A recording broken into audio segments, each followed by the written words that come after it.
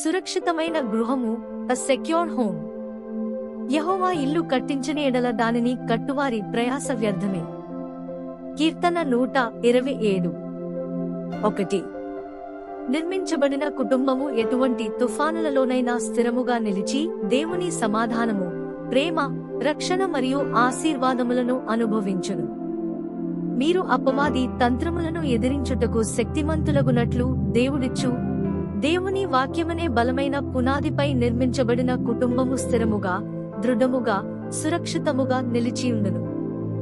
దేశాలు, ప్రభుత్వాలు, సంఘాలు ఏర్పడకముందే దేవుడు కుటుంబ వ్యవస్థను స్థాపించాడు. కుటుంబ సభ్యులు ఐక్యముగా జీవించుట, ఒకరినొకరు ప్రేమించుట, కలిసి పనిచేయుట, దేవుని రాజ్య విస్తరణలో పాలుపంచుకునుట, ఇవన్నీ దేవుని చిత్తము. అయితే నేడు అనేక కుటుంబాలు భయములోనూ, అభద్రతలోనూ, కలహాలలోనూ జీవిస్తున్నాయి. యెరూషలేము ప్రాకారమును పునర్నిర్మించుచున్న కాలములో ప్రజలు ఇలా అన్నారు: చెత్త విస్తారముగా ఉన్నది గనుక మేము గోడ కట్టలేము. నెహెమ్యా 4:10. అదేవిధంగా నేడు అనేక కుటుంబాలలో క్షమించలేని మనస్సు, కోపము, గర్వము, స్వార్థము, అపార్థములు, లోక సంబంధమైన ఆలోచనలు అనే చెత్త పేరుకుపోయింది. ఇవి తొలగించబడకపోతే కుటుంబము బలపడదు, సురక్షితముగా నిలువదు. కుటుంబమే మనిషి జీవితానికి పునాది. అక్కడే వ్యక్తిత్వము, స్వభావము, అలవాట్లు, విలువలు, విశ్వాసము, జీవిత లక్ష్యాలు రూపుదిద్దుకొనును. ఇవన్నీ దేవుని వాక్యము ప్రకారము నిర్మించబడినప్పుడు మాత్రమే జీవితాంతము నిలిచియుండును.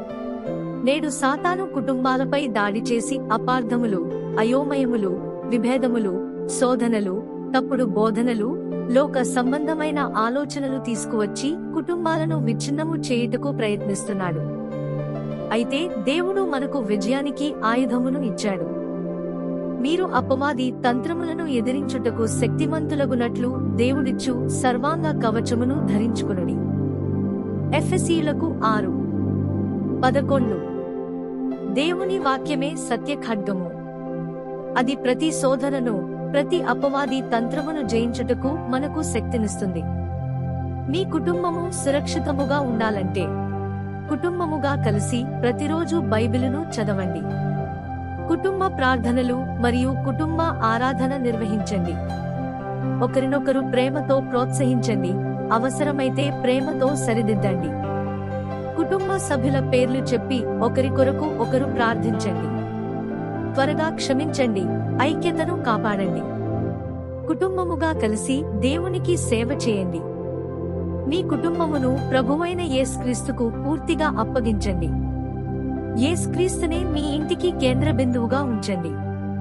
ప్రభువే ఇంటిని కట్టిన ఎడల మాత్రమే ఆ గృహము నిలిచియుండును ఆయన వాక్యముపై.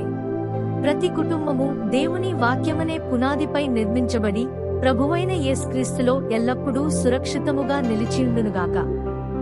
యెహోవా ఇల్లు కట్టించని ఎడల దానిని కట్టువారి ప్రయాస వ్యర్థమే. కీర్తన 127. 1. హల్లెలూయా. ప్రభువైన యేసుక్రీస్తు మీ కుటుంబమును సమృద్ధిగా ఆశీర్వదించి ఆయన సమాధానము, ప్రేమ, రక్షణతో ఎల్లప్పుడూ కాపాడునుగాక. ఆమేన్. ప్రభువైన యేసుక్రీస్తు మీ అందరినీ ఆశీర్వదించు.